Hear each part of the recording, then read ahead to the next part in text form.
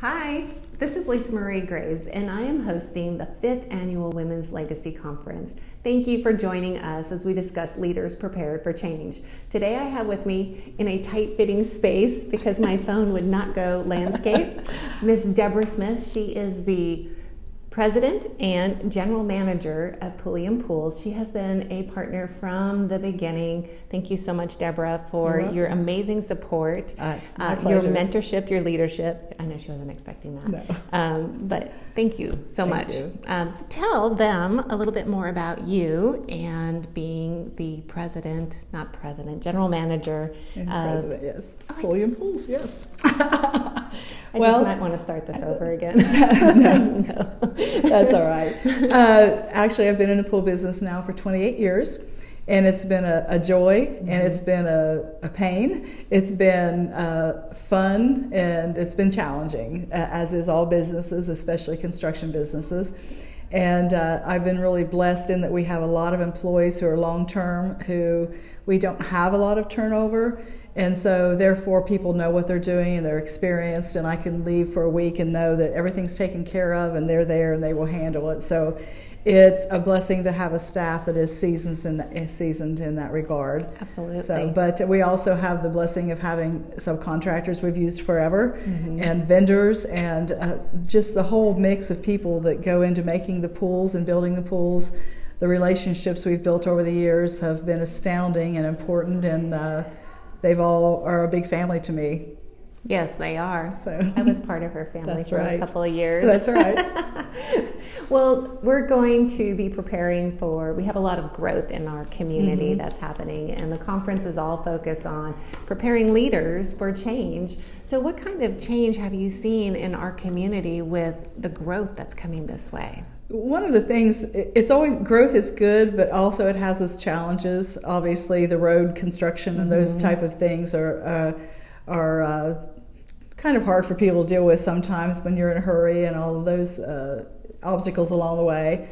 But I think that growth is also important because it brings new sales tax dollars and revenue to the community, which allows us to do better parks, better everything for everyone. The one issue with the growth is you want to make sure it's a controlled growth and it's not so out of control that there is no parking, you can't get from place to place, and it hinders the enjoyment of the people in the community. But I think that we're going to see it, and we're going to have to deal with it and the best we can, and plan for it in our businesses to be a part of that growth. Yes, and as you say that, so when you're talking about the construction and the roadways and the parking, a lot of that is up to our city officials. Yes. And their planning and zoning. And so us as business owners, how can you be proactive in that? Because you actually, where we're sitting, 2 years ago, we actually did our video outside and there was nothing here. Right. So in 2 years, how long has this building been? It's been 2 years. Has it been? Okay, so a lot of growth right there. Yes. So how can you, as a business owner, where you don't have control over some of those decisions, how can you appropriately plan? Right. Well, one of the things, if you know your business, which you should if you've been in business for very long, you have to know what every city requirements are, and you have to build accordingly. For us, we build pools in at least 30 different cities. So we have a list of every city, all the requirements, and we know that we do a project. We know this city requires setbacks this way, they require this, they inspections at different times, different types of surveys. So you have to know your business and be proactive to learn about any changes in it every year, because they don't call and tell you there's changes. It's up to you to know those. And what you don't know is what hurts you in life and in business. So I think that we have to be proactive in government. We have to be proactive in our local politics, know where everybody stands, know if you agree with that, and help them however you can. If they are doing business the way you want, it's going to help your business. If you find out they're going to be a detriment to your business, it's important to tell them why, so that they know, because sometimes they may not know some decision could cause us down the road. Yes, and I know you are very active in being informed at both local and how high of a level do you go? Because I know you've had an impact in legislative rulings or establishing certain elements. Right. Well, I try to stay, I'm on the Governmental Advisory Council for the East Parker County Chamber and Advisory Board for the Fort Worth Chamber, but I've also been involved in legislation in the pool industry that could hurt us or harm our industry. And it has to be a valuable part of your commitment to your business to know where everything is and how it's going to affect you, because the bottom line is it's going to affect my life, but it's going to affect all of my employees and their families, and my vendors and their families, and my subcontractors and their families. So the burden is you have to do what's right. You have to be knowledgeable, because what you don't know or what you don't do or let happen around you that you could have impacted will hurt everyone. So you have to stay on top of things so that you are diligent with, I consider it a fiduciary with all of the people who work for us, to make sure I stay on top of things. Yes. Well, and as we were talking in the preparing for our video, we were talking about changes in your industry, changes with so many more businesses, your competitors coming in. And you had some words of advice for people to take into consideration, especially when new people are coming in and they want to get their name established, and maybe they're providing a cost, or they're telling you a fee that is way below really what's a realistic profitable for your established company. So can you expand a little bit more on that? Well, one of the things that with all of the change and the growth, and I don't think it's a secret, that there's a very high level lower availability of the trades.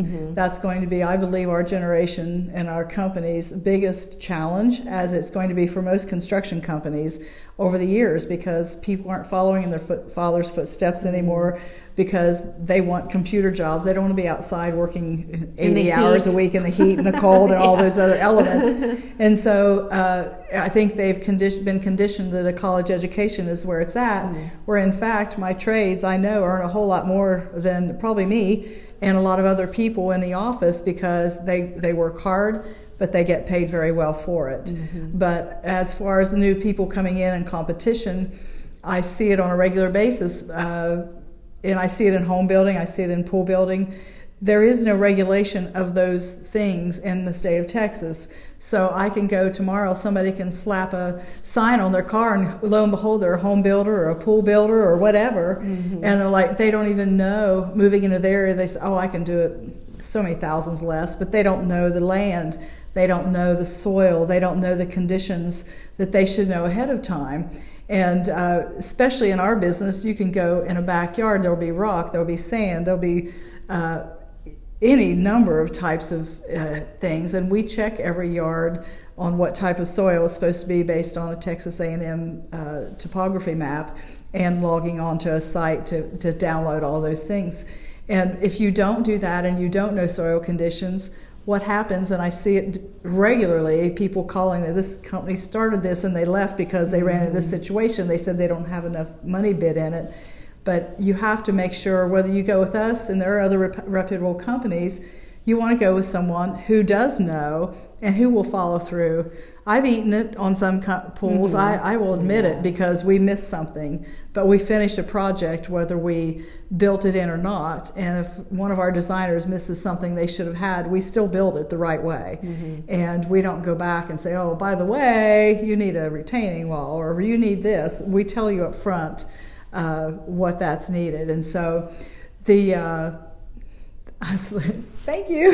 Hey, lots of people watching. So the key is, no matter who's in your home, who you want to build your home, build your house, do your yard work, do any of those things, make sure that they know what they're doing, make sure they're on top of their business, and that they're trained and licensed if necessary, because you can always get it cheaper. But if who's going to be there in the long run? Most businesses fail within the first 5 years. So if you have somebody just starting a business, chances are in 5 years they're not going to be there to take care of you if something happens.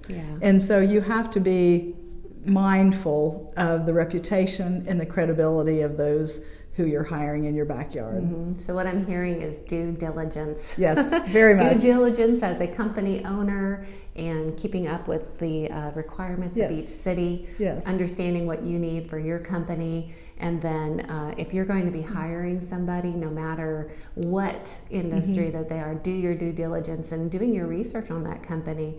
Some of the things I know from reviews and website and licensing, as you said, that all of those should be very much upfront. So you can do your due diligence. And when you see one company has and another one doesn't, that's definitely telling you something. And I can't stress this enough. If you hire anyone in your home, inside or outside, have them sign a workers' comp waiver that if they get hurt on your property, you're not responsible, and make sure they have general liability insurance or workers' comp insurance or a waiver, because if someone falls on your property, you are responsible. I don't care who it is. I don't know how big the company is or small it is or a single sole proprietor.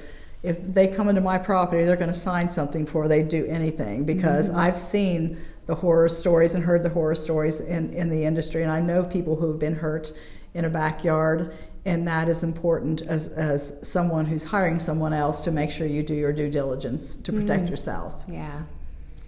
Wow, that was really heavy. I'm sorry. But if you're going to be in business, I mean, you're in business for a reason. Yes, usually you find something you truly enjoy, and if you can do something that's within your passion, I mean, how lucky is that? True. But your passion and your dream can become a nightmare very quickly if you don't do what you're supposed to do. Exactly. Wow. Well, and Debra has always been such an amazing mentor to me, and I've learned so much from her just listening to these kind of horror stories that she's witnessed, and ways of working with people, and all the change that you've experienced and gone through, and continue to grow in a very positive way. It's all about trying to stay positive and not letting things get to you. You have to stay on your business and keep it positive and keep moving forward, and try to avoid the pitfalls of others who have done it the wrong way. Yeah. So for our conference, what are you hoping to get out of the Women's Conference this year, knowing that it's about leaders being prepared for change? Well, I've always been, my motto has always been, if you're not changing, you're dying. That's been my motto in life since I was probably 14 years old. Everybody's afraid of change, and I'm like, if you're not changing, something's wrong, because the world will pass you by and get ahead of you so far. And so I want to hear about change and how people deal with change, because I'm always open to that. And as I get older, it does start to become a little bit harder, because I'm not quite prepared for the change of the technology world that we're in, because I just got a new iPhone and I'm having problems dealing with that. The learning curves. Yes, so the learning curves, as I get older, the learning curves are harder. But I think that if we don't embrace it, it's going to happen anyway. Right. So you might as well embrace it and look at it as a positive thing that's going to help you in your business, and grow from there. Well, we're really excited about this year's conference. I mean, we've got some amazing speakers that are coming in, and they're going to help you no matter where you are in your business, no matter the size of your company. They're going to help give you some actionable items to help you move forward in your company and to deal with all the growth and change, so that you can be hopefully ahead of the power curve than behind it. Being proactive versus reactive. Was there anything you'd like to add before we invite them to the conference? No, just keep looking up. That's where it's all at. Oh, I know where that's from. It's been a while since I've heard that. Well, this is now our opportunity to invite you to join us ladies at the Women's Legacy Conference. It is Saturday, March 28th, just a half-day event. Starts at 9 and is over at 1:35. Amazing speakers. We still have some availability if you are interested in being a partner and doing a video so that people can know more about you and what you offer. You can register at lisamariegraves.com/conference. All the information is there that you need. And of course, you're always welcome to reach out and say hello. But we really invite you to be in the room with us and meet some amazing leaders like Debra Smith with Pulliam Pools. Thank you. All right. Well, thanks so much for watching. Take care. Bye-bye.